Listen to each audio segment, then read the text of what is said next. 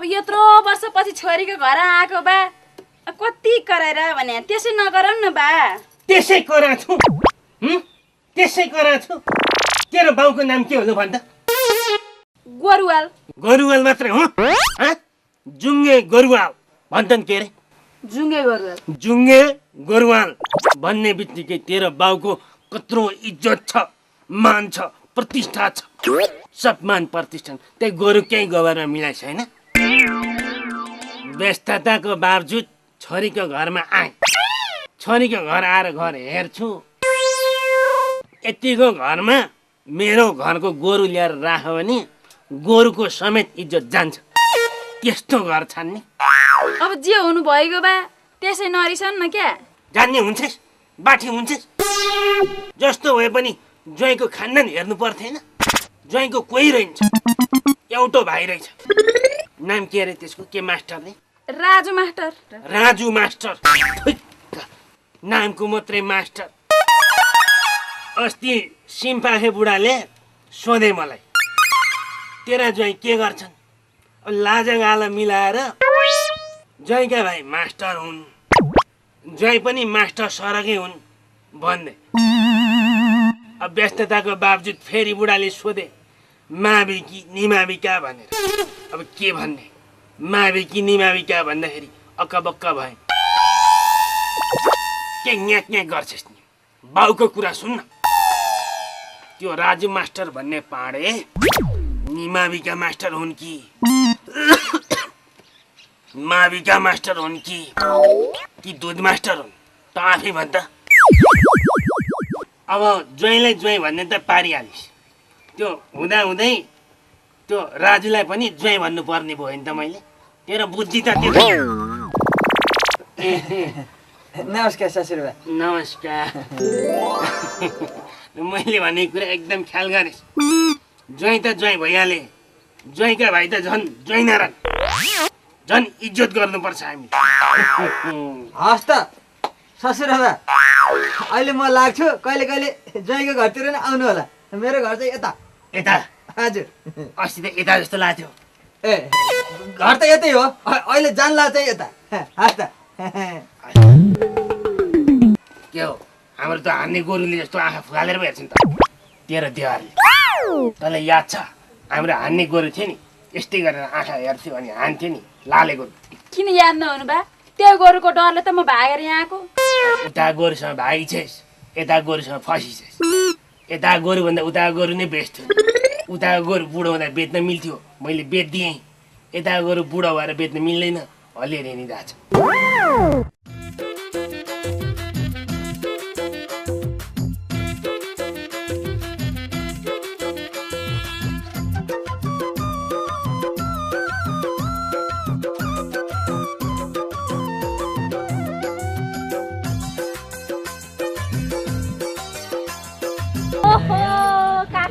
नमस्कार नमस्कार।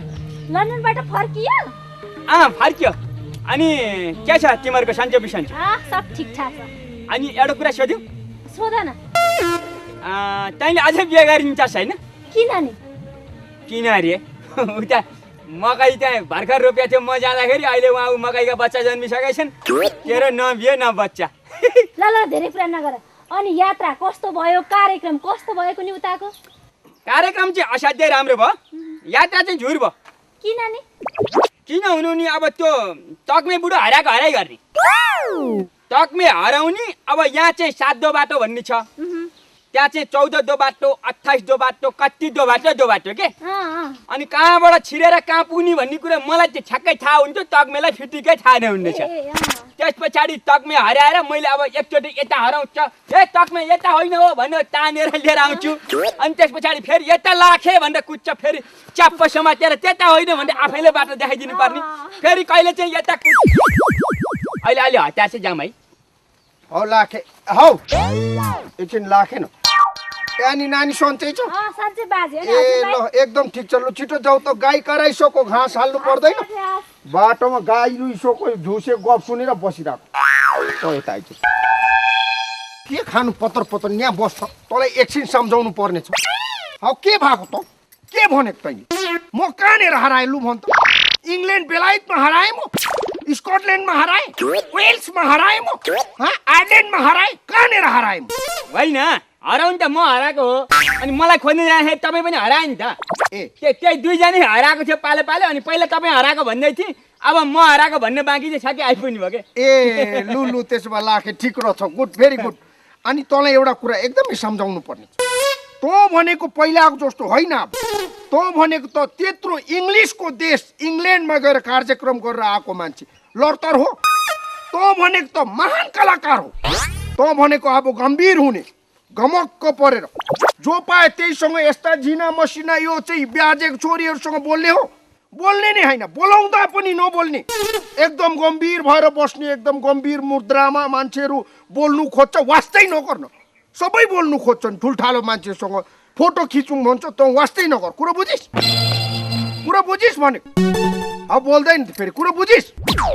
अब गम्भीर हुने हो बोल्दै बोल्दिनँ म मैसँग त गम्भीर होइन भने अरूसँग पो गम्भीर होइन मैले बुझिसकेँ अब केही गर्दा नि भएन लास्टमा श्रीमान गम्भीर ल एकदम गम्भीर म घर गएँ लु भेरी गुड। ल त्यहाँ कुरो बुझिस् नि? ल एकदम एकदम गएर चिया खाएर जाऊँ होइन पर्दैन, चिनी सिद्धिएको होला तेरोमा फेरि। लु जा है त।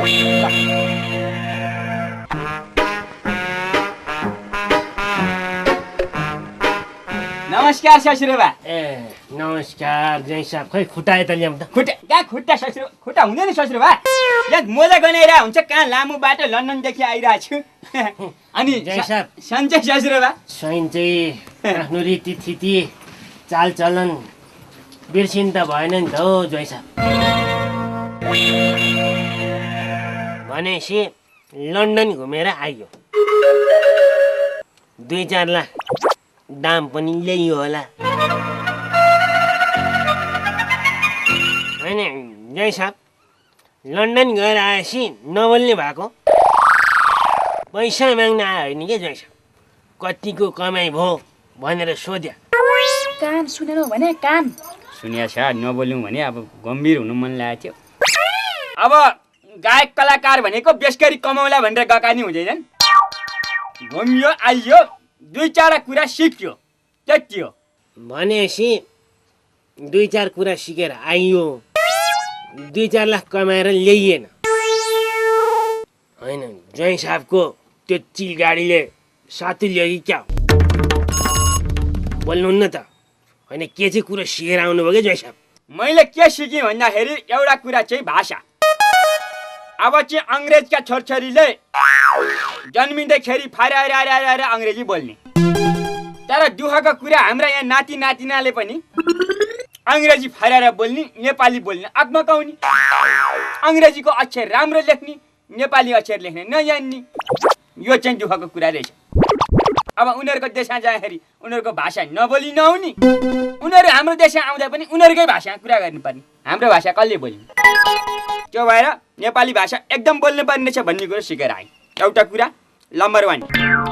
दोस्रो कुरो के छ भनेर चाहिँ नि अब भन्नु पर्दाखेरि के भन्दा अब इतिहास उनीहरूका चाहिँ 200 वर्ष पुराना इतिहास जस्ताको तस्तै। अब चाहिँ फोटो खिचेर त्यो बेलामा त्यो घर कस्तो थियो त्यस्तै गरी मर्मत गरेर दुरुस्तै बनाएर राख्ने, चर्चहरू त्यस्तै।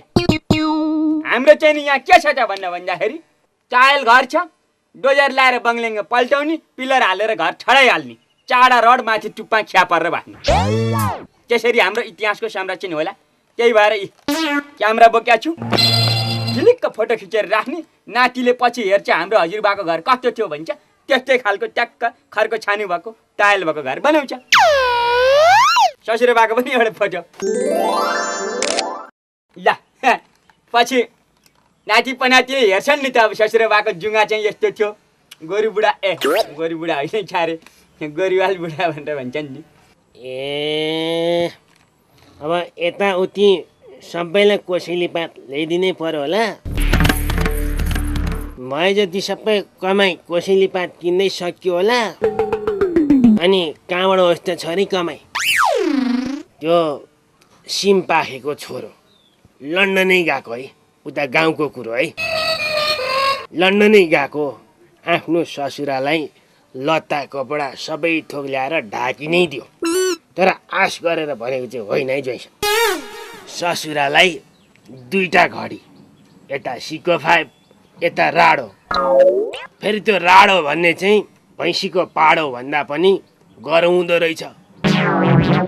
बजार जानु पर्यो भने त्यो राडो घरि बोक्नलाई 2 जना त खेतालै लानुपर्ने। तर आश गरेर भनेको चाहिँ होइन है जैसा। यसो केही नल्याइदियो भने बुढाबुढीले आश गर्छन् नि। अब ए यो चुरा ल्याएको थिएँ, सासू आमालाई हुन्छ ल। अब यो चुरा सासू लाउँदिन। ला छोरी तैँ ला, बाउले दिएको सम्झी ला। आमालाई भनेर ल्याइदिइरहेको छु झन् उता कस्तो बाला हुने खालको केही ल्याइदिएको छैन भने ल्याएको छु नि। अब यहाँ बा हुनुहुन्छ भन्ने थाहा छैन मलाई। ए ल स्कटल्यान्डबाट ल्याएको यो टाटनको गलबन्दी। टाटनको हो, फेरि तपाईँले पाटनको भन्ठान्नु होला फेरि। ल पाटनको होइन टाटनको। यो लाउँदा त ठ्याक्कै टाटनको गनबन्दी दुईटा एकैचोटि हुँदा काटनको देखिन्छ नि क्या जैसा। ज्वाइँ र सिम्पाखेको छोराको धेरै कुरा मिल्ने। सिम्पाखेको छोराले आफ्नो ससुरालाई 5 वटा गलबन्दी दियो। ज्वाइँले पनि आफ्नो ससुरालाई एउटा त गलबन्दी दिनुभयो नि। फरक चाहिँ अलिकति के भन्छ हिसाब, सिम्पाखेको छोराले लन्डनैबाट भिरेर आएको क्यामेरा फ्याट्टसँगले आफ्नो ससुरालाई दियो। अहिले गाउँभरि फोटो खिचेर धुनचक्र छ। आश गरेर भने चाहिँ होइन है जैसा।